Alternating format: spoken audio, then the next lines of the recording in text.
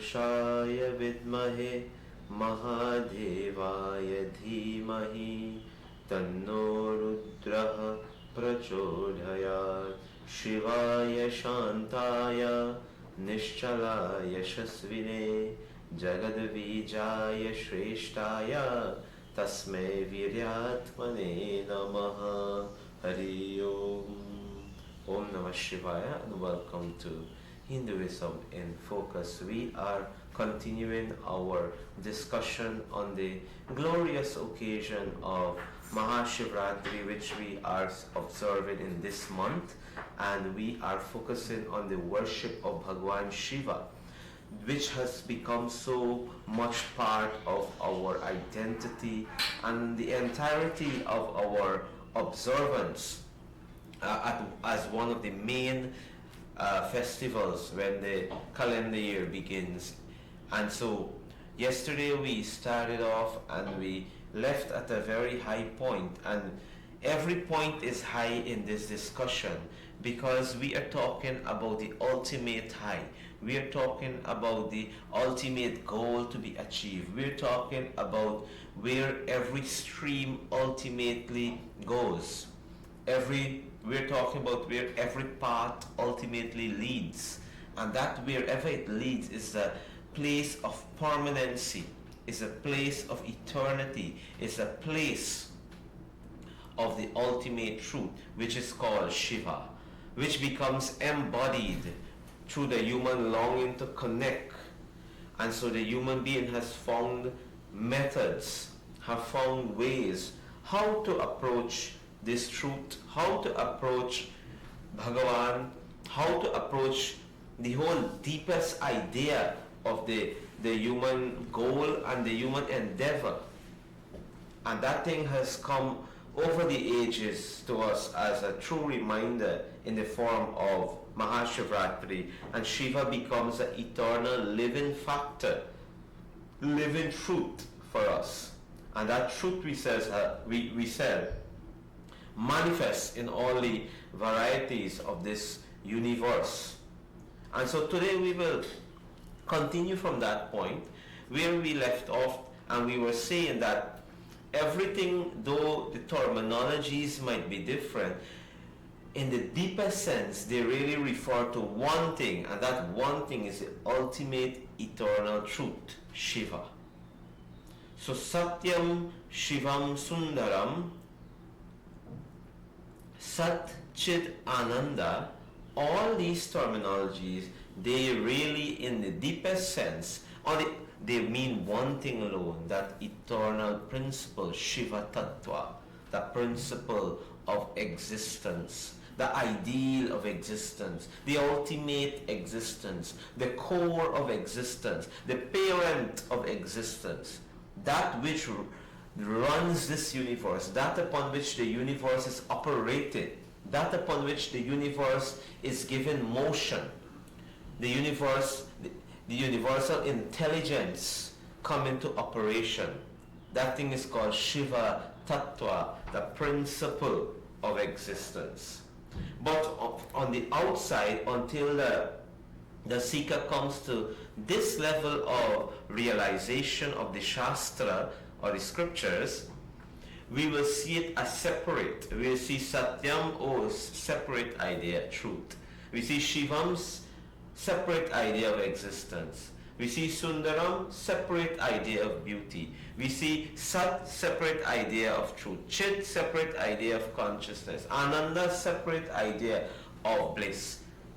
And these separatedness and these individual idea parts taken out have formed what we call the various schools of thought, the various traditions, the various sects in Sanatan culture. And whenever ignorance or what we say an ill understanding of it all comes to forth of overwhelm the seeker, there is fight amongst us as to the right definition, the right path, and all of these things. But when one reaches the true gist and the essence of the Shastras, and you connect, you see that really they all lead to the one thing, and all of these terminologies, they all become one because they refer to that one existence. There cannot be a second existence. So that one existence Shivratri celebrates. That one existence is called Shiva Tattva. It is not the personality that is Shiva. That's a later expression of the human longing to give and to show the world something which he may have experienced as the ultimate truth, that is Shiva. And so Shiva became the person. And so this Shiva Tattva helps us to know, to appreciate, to recognize our true worth, and to know our true nature as consciousness, as self-existence, as self-effulgence. We are that brilliance. We are that truth. We are that ideal. Outside of us exists nothing else. And it is on this basis that the Shastra always encourages us to seek within, to seek the self, to seek the truth, to seek the peace, to seek the ananda, the joy, to seek it from within. And that when one reaches the core and finds the ultimate truth, what else is left to be found? There is nothing else beyond that truth. But we have to first lose our limitations. And the worship of Lord Shiva, the observance of Mahashivratri, and the awareness of this truth is only to help us to know, to come to know our real self, to come to know who and exactly what we are, and that we are not limited. In fact, we are not this body, the mind, the intellect, nor the vasanas, but we are the source of power that empowers and fuels all of these things, make them work. And that thing which we are is called Shiva. And it is that Shiva that one has to ultimately come to know. When one comes to know that he is the source of everything, the source of all existence, one comes to know his true self. So Shivratri is this process of self-awakening. It's a process of self-discovery. It's a process to go back to our true self, using a method that's supposed to have expressed the true self to be in a state of calmness, to be in a meditative state, to be in a state of silence, to be in a state of contemplation. A state of contemplation, a state of silence, a state of calmness, a state of stability, a state of focus. These are certain types of descriptions that are attributed to Shiva. That is why you see Shiva in a meditative position.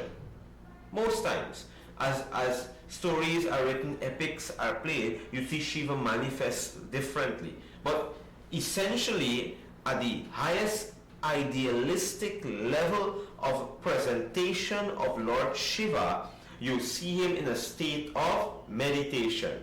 You see him in a state of calmness, a state of silence, a state of peace, a state of unity, a state of stability, of equilibrium. That is the ultimate state that one has to reach. And that Shiva represents, and that state is called the very essence and source of life. Hence he become the Lord of all. Of all means not the human alone. Of every other species, every facet of existence. That is why in the Yajurveda 1340, mantra number 40, it says, Nama Shambhavecha Pashupatayecha Nama Ugrayacha Bhimayacha. That homage to that Shiva who leads to well-being. Nama Shambhavecha. He leads to well-being. So the source of one's well-being lies in a contemplative mood. It lies in stillness. It lies in calmness. It lies in peace. It lies in stability. In fact, in this world of trouble, as it is normally described, people are seeking well-being through like yoga, through meditation, through some type of exercise. People go and want to connect to nature. They go by themselves in an eco park. All these various things people do all over the world. That they are seeking well-being, isn't it? They're seeking some level of calmness, some level of absenteeism from the busy things and the normal things of the world, isn't it? That thing they're seeking is ideally Shiva. It's an idea, a spark, a speck of what the Shiva is. They may not appreciate or know that, but from the scriptural point of view, we know this is it. We understand this is how the human will make an approach, will make his way and approach this ultimate goal, which he is naturally inclined to, of well-being. One naturally seeks well-being. One naturally seeks peace. One naturally seeks stability. One naturally seeks calmness. One naturally is attracted to contemplation at some point in time in life, at some point in time, in some lifetime also. You just think about it. I am showing you the universal idea of Lord Shiva and Shivratri. And so that is why the mantra says, from as old as the Veda, it says Nama Shambhavecha Pashupatayecha. To this Lord, homage to him who leads to well-being. So that well-being is part and parcel. In fact, it is the very core of what Shiva is. And to Pashupati, the Lord of all creatures, Pashupati. And this very concept of Pashupati can be seen in many ways, but requires some type of scriptural analysis and commentary. That is to say, until we have become Pashupati, each of us. You see, Shiva is called Pashupati as the Lord of the creatures. He means, Pashu means the beast, the animal. And Pati means the Lord. The Lord means one who has overcome, who has conquered, who has control. He who has control over his country is the Lord of that country. That is why Bhupa, it was referring to a king. He's the Lord of his people, not in a way to bring in justice, but to actually ensure justice, as it were. A judge is the Lord, is a highness, like that. You address, there is certain terminology is used. Your worship. It means this person is empowered to bring justice, to take control of a situation, ensure his well-being. So that's the idea. So Pati means the Lord of Pashu. Pashu means the animal, he who has conquered the animal inside. So the animalistic tendencies that pervade us, the lower tendencies of you and I, until we conquer them, that is when well-being manifests itself. This is the idea. So we are worshipping that Pashupati, the ideal for which we want to become. Victory to you, O Pashupati Shiva, Pashupati Mahadeva. You have conquered Pashu. You have conquered the animalistic tendency. So when the human conquers that, the human comes to know Shiva. He comes to know his true self. This is the idea. It is an idea that is packed with tremendous and intense subtle teachings of the Shastra.